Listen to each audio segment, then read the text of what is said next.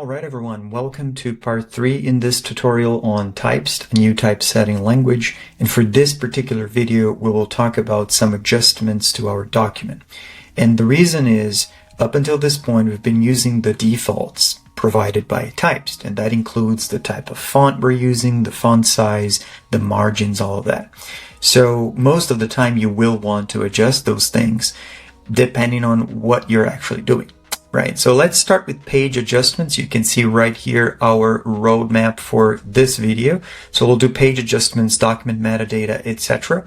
Starting with page adjustments, we'll use the function set, which together with the function show are probably the two most important functions in Typst when it comes to adjusting things. So set allows us to change or modify the defaults, basically, right? So we're talking about different elements and components in our document. So in this particular case, we are going to make adjustments to the page. And I want to start with something that we normally don't do, but just to show you that it is possible, which is to change the fill of the page, which in this particular case means the background. So if I do fill and then type gray, you will notice that the background changes. Of course, we can do, again, lighten by 80%, for example, which is, one of the functions we have already seen.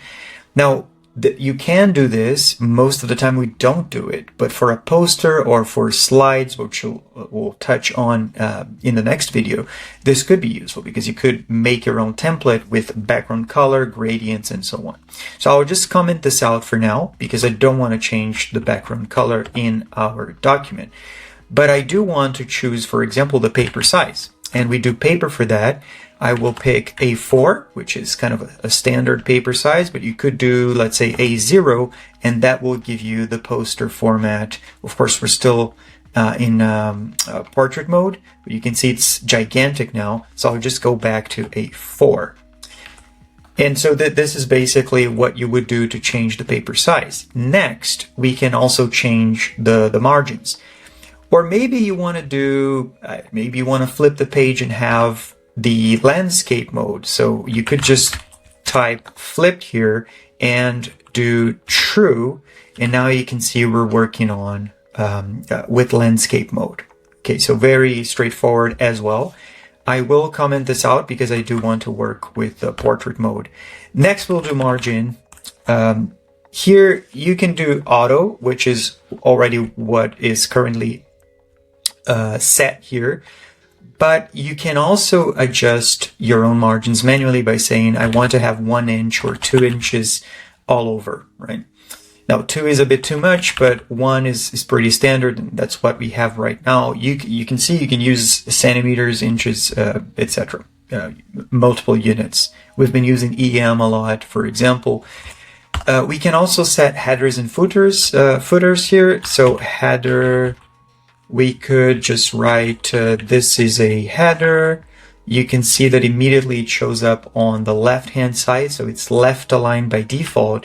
But we can change that with the function align, and then we can do center, and you can see now it's centered. So you can see here that there are two types of arguments. Most of the time you'll see parentheses and square brackets. Parentheses are kind of the main arguments or the default arguments for the function. Then square brackets gives you will give you a block where you put your content, basically. Now, a lot of the times you don't need these two, but here we're doing align center, and then we'll want to center what's inside the square brackets. And of course, when you're in block mode here, this is a header. If you wanted to make this into, I don't know, maybe you want to do small caps, right? So we could do hashtag small caps, which is the function for small caps, and then you can just use square brackets again because that's the content of the function small caps. We could change the capitalization for the T just to have everything the same size, right? So this is how you could do header. The footer works exactly the same way. Most of the time you want to do numbering. You want to say, I want to have page numbers at the bottom here. This will be centered by default, and it will depend on what format you want. Here I'm just typing number 1, so that's what it is. I could do 1/1 now you can see that's the format that will be used. So 1 over 2, 2 over 2. You could do literally 1 of 1, and that will give you this x of x format, which is kind of nice. You can also change the alignment of that by saying, you know what, I want to have page numbers on the right-hand side, so you can do this. So you can see it's relatively straightforward to change all of these page components within a single function. It's also very intuitive because the scope of the function is the page, right? So it's kind of self-explanatory.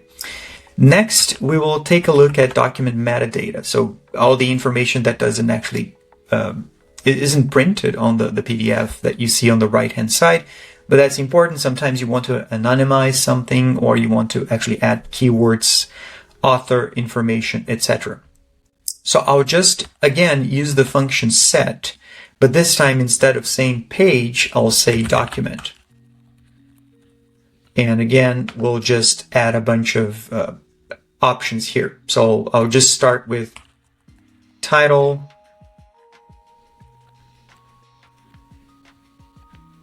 author, I'll just add my name here, right? So you can see we can also add a description. We can add keywords with an array, for example, which is kind of useful. So word 1, word 2, and we could even add the date, which is nice. We can use the function datetime with today in here. So that will also add the date to the metadata of the document. Now again, this will not be printed, of course, this is the metadata of the document, but you can see you can easily set it up as well. Now on to something a little more visual, which is the text itself. We have been using the default font, the default size. We haven't set the language for the document, we haven't set the hyphenation for the document. And this will come in handy because later on, if you want to justify the text, you need to make sure that the hyphenation is compatible with the language you're writing in. Of course, we're doing everything in English here, so it's already automatically added. So again, we'll do set. This time we'll change the text element. You can see it follows the same logic. So you do set and then an element or a component. So you could do font here. And right now, we can choose that there's a bunch of options here. Let's not do Comic Sans, of course, but maybe Libertinus Sans. So you can see that if I hit enter, it will change automatically. The document is now all sans serif. You can do size here. We can make it a little smaller. Let's say 10 pt, for example, which is a little smaller than the default. You know, you can make all the changes that you would normally do here, but one thing that may seem a little counterintuitive the first time you use Typst is that if you want to change the color of the text, you would assume that you would use the word color for the argument, but instead it is fill. So if we do fill red, you can see now the whole text is red. Of course, the figure isn't affected, and the strokes and lines in the table aren't affected either. So this is changing everything into red. Let's not do that. So I'll just have black here. I'll leave it here, which is the default. And, you know, these are the most common things that we want to change. But of course, language is another thing that we often want to adjust. So if you write in other languages, you can use this argument to set it up. And hyphenation goes in here too. You can do auto, true, or false. Auto is the default, so you can just leave it there as such. So, of course, fill black, language, English, and hyphenate auto. These are all default, so you wouldn't have to put it in here. Now, the final big thing that we'll talk about, because heading spacing, which is the last topic here, is kind of quick, is paragraph adjustment. Now, all the paragraph adjustments, including spacing, these are very important elements to change in any document when you're working on a paper, slides, posters, etc.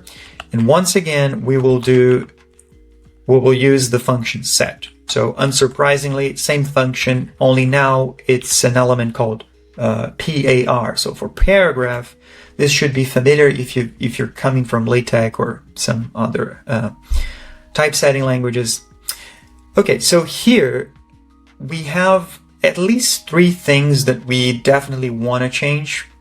I myself normally change 4 things. The first thing that I change is probably the justification. It doesn't really matter what the order is. So you could justify true.